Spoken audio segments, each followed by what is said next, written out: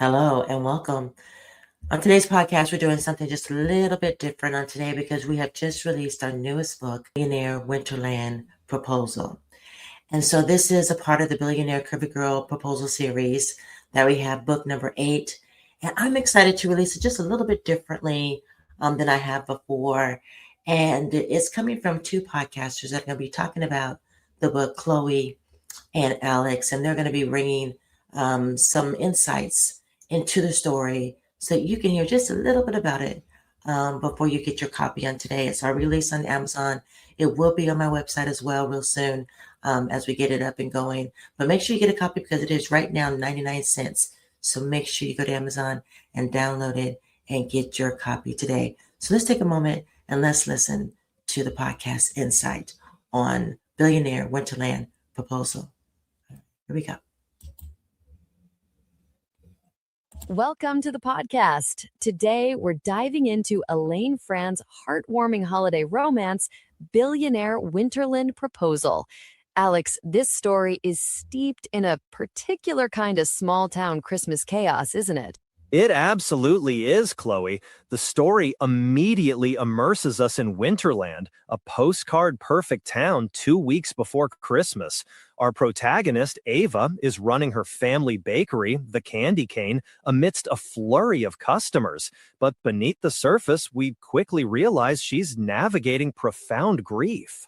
And that grief is intimately tied to her past as a competitive figure skater, correct? The town's beloved ice rink, a central part of her identity, has become a place she actively avoids. Exactly. Ava lost her husband, Eric, 5 years prior, and the ice rink symbolizes that loss. She hasn't stepped on it since and even takes long detours to avoid walking past it. She describes herself as brittle, clinging to her son Landon as her light. The bakery's chaos, paradoxically, keeps her from thinking about the ache in her chest. We also learn that the community looks to her for their favorite holiday treats, which adds pressure. So, Winterland is a place of beautiful, familiar memories. But for Ava, it's also a constant reminder of what she's lost. How does our other main character, Jack Laurent, fit into this already complex picture? Jack enters the scene as a mysterious billionaire who's just bought Winterland Lodge, seemingly to disappear from public scrutiny. He's also a single father, trying to navigate his own grief and protect his son Theo after a difficult divorce.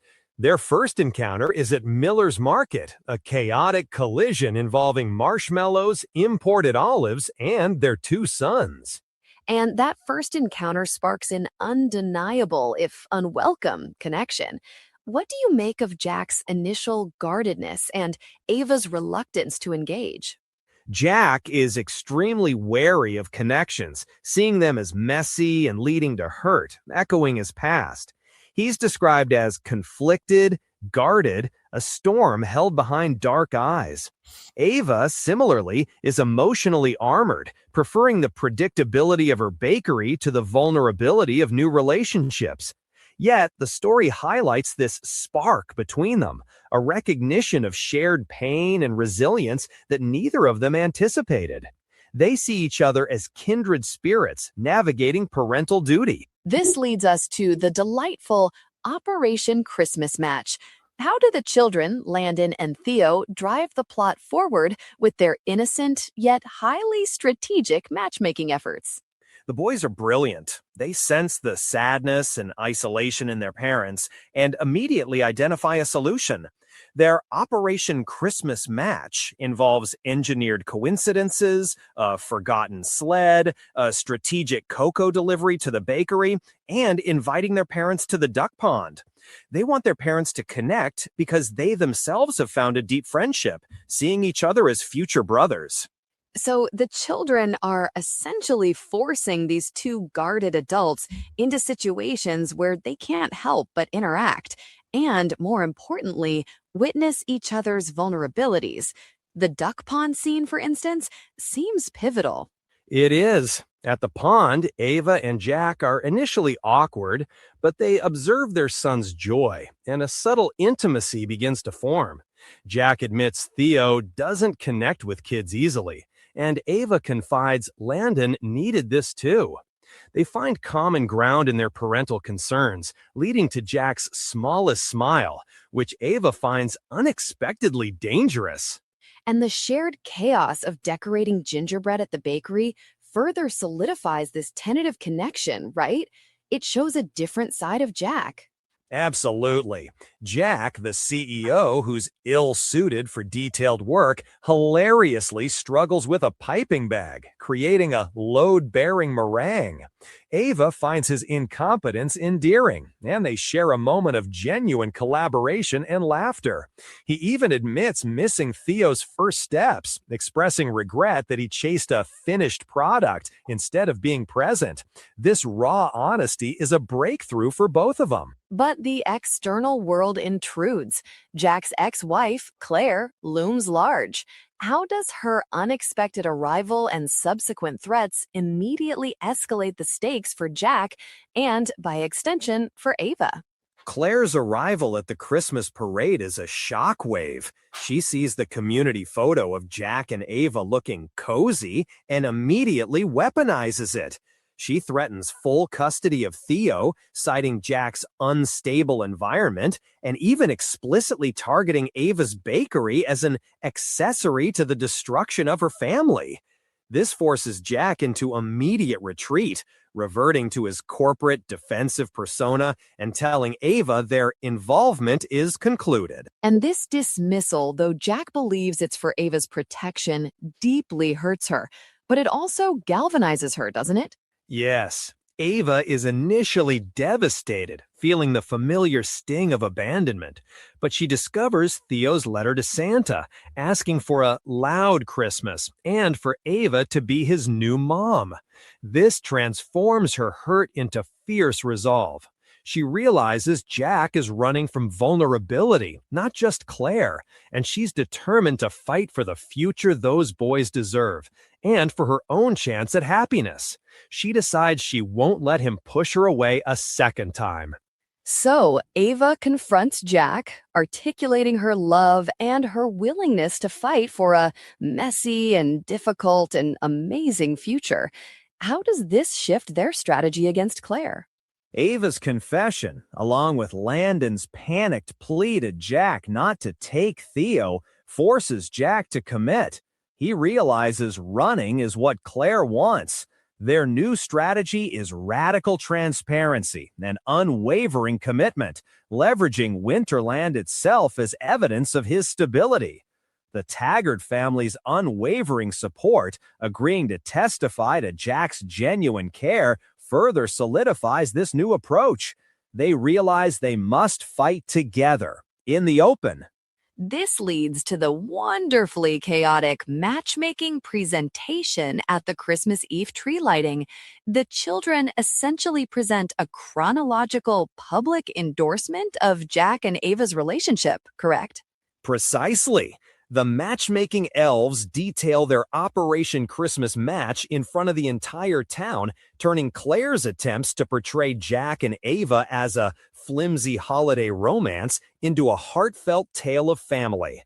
It's a powerful show of community solidarity.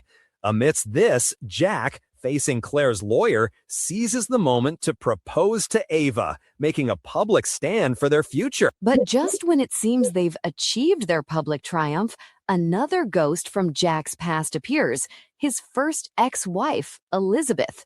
What new complication does she introduce? Elizabeth's appearance is a chilling twist. She confronts Jack, subtly threatening to use his history of 2 divorces, 1 dead wife, and now an impulsive engagement to a baker against him in family court. This reintroduces the very unstable history Claire wanted to leverage, adding a new, severe layer to their legal battle. It feels like their public declaration just became a perfect stage for his execution. Yet surprisingly, Elizabeth rescinds her legal action. What ultimately motivates her to do so, and how does this pave the way for Jack's grand gesture to Ava? Jack later explains that Veronica, his second ex-wife, unintentionally made Elizabeth realize that what she was fighting for wasn't Theo, but revenge and control. Elizabeth chooses freedom over the fight, allowing Jack and Ava a reprieve. With this threat gone, Jack reveals his ultimate gift to Ava. He's renovated the Winterland Lodge Grand Ballroom into a magnificent indoor ice rink to host the Ava Winterland Gala every Christmas Eve. It's a permanent testament to their love and her passion for skating, finally bringing her back to the ice on her own terms. It truly is a grand gesture, transforming his corporate asset into a personal legacy for her. How does the story conclude on Christmas morning, solidifying their new, chaotic, yet perfectly matched family? Christmas morning finds them as a blended family surrounded by loved ones. Jack is grounded, playful, and genuinely happy. He tells Ava that their gift isn't about perfection, but about being chosen and choosing back. The boys are thrilled with their new drone, which they launch in the falling snow. The final scene shows them as a tight, immovable unit, standing on the terrace, their footprints marking a new path in the fresh snow.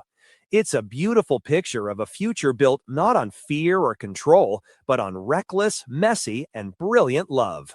A perfect snow-covered forever, indeed. Thank you, Alex, for guiding us through Elaine Fran's Billionaire Winterland Proposal. My pleasure, Chloe. Awesome. Thank you for listening. I hope you enjoyed the interview and you will get your copy today of Billionaire Winterland Proposal on Amazon or ElaineFranRomance.org. It also